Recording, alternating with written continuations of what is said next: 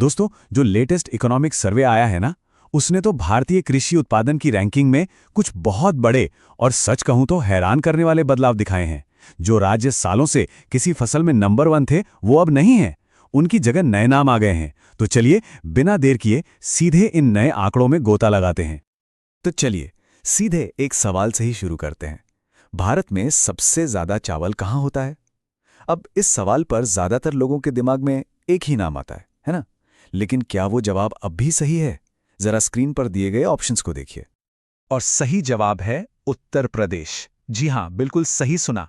ये वाकई में एक बहुत बड़ा बदलाव है। सालों से जो हम पढ़ते और सुनते आ रहे थे, वो अब बदल चुका है। ये सर्वे के सबसे चौंकाने वाले नतीजों में से एक है। तो अब जो ऑफिशियल रैंकिंग है, वो कुछ इस तरह दिखती है।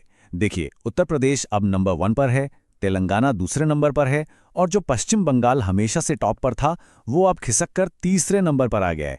मतलब पूरा खेल ही पलट गया है। ये तो बस चावल की बात थी। अभी तो पूरी पिक्चर बाकी है। चलिए, अब देखते हैं कि बाकी फसलों के नए बादशाह कौन बने हैं। अच्छा, अब गेहूं की बात करें तो यहां पर उत्तर प्रदेश ने अपनी जगह पक्की रखी है, वो नंबर 1 पर है। उसके बाद मध्य प्रदेश और फिर पंजाब। तो मतलब चावल और गेहूं दोनों बड़े अनाजों में अब यूपी का ही दबदबा है। चलिए एक और फसल देखते हैं, सोयाबीन। इसका नाम सुनते ही सोया प्रदेश याद आता है, सही कहा ना? पर सवाल यह है कि क्या अब भी वही कहानी है? जरा सोचिए, इन ऑप्शंस में से कौन हो सकता है नया किंग? और यहां एक और बड़ा उलटफेर। अब सोयाबीन उत्पादन में महाराष्ट्र नंबर 1 पर है। जो भी एग्जाम्स की तैयारी कर रहे हैं, इस पॉइंट को तो जरूर नोट कर लीजिए, क्योंकि यह सवाल बन सकता है। ये देखिए, ये स्लाइड इस बदलाव को एकदम साफ साफ दिखा रही है। महाराष्ट्र टॉप पर, फिर मध्य प्रदेश और उसके बाद राजस्थान। इसने तो भारत का पूरा एग्रीकल्चरल मैप ही बदल दिया है, कहना पड़ेगा। चलिए अब जरा तेजी से कुछ और जरूरी फसलों पर नजर डालते हैं। मक्के में जैसा हम देख सकते हैं, मध्य प्रदेश सबसे आगे है। वहीं चने में एक और चेंज है, महाराष्ट्र ने बाजी मार ली है। और मूंगफली में गुजरात अपनी जगह पर कायम है। आगे बढ़ते हैं, और भी दिलचस्प आंकड़े हैं।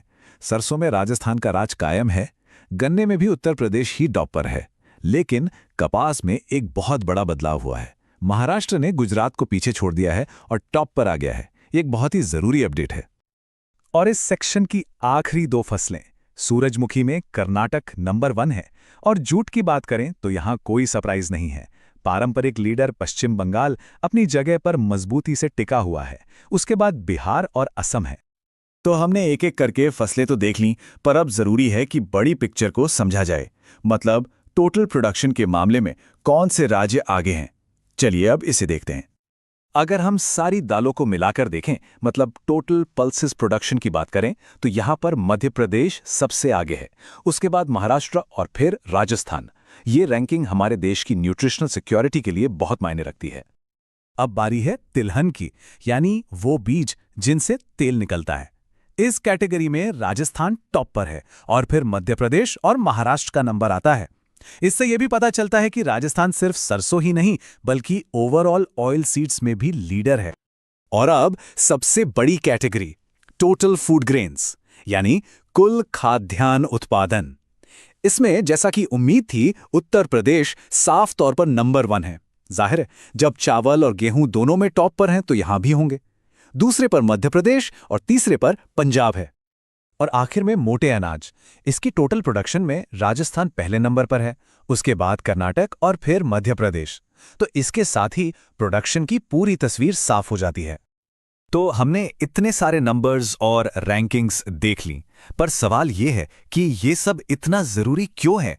इन आंकड़ों का असली मतलब क्या है? चलिए अब इसे समझते हैं।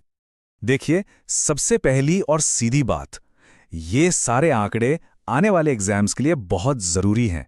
ये लेटेस्ट सरकारी सर्वे पर बेस्ड हैं, मतलब आपकी किताबों में जो पुरानी जानकारी है उसे अपडेट करने का टाइम आ गया है।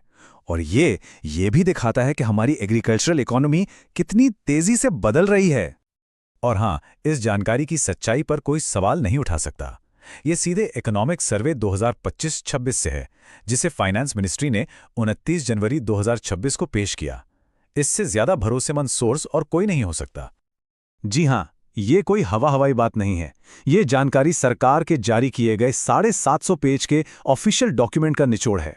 इसलिए इन आंकड़ों पर पूरा भरोसा किया जा सकता है और पुरानी जानकारी को अपडेट किया जाना चाहिए। तो आज हमने देखा कि कैसे सिर्फ 1 साल के अंदर ही खेती किसानी की पूरी तस्वीर बदल गई। ये हमें एक बहुत ही दिलचस्प सवाल पर लाके छोड़ता है कि अगर 1 साल में इतने बड़े बदलाव हो सकते हैं तो सोचिए अगले इकोनॉमिक सर्वे में हमें और क्या-क्या देखने को मिलेगा। सोचने वाली बात है ना।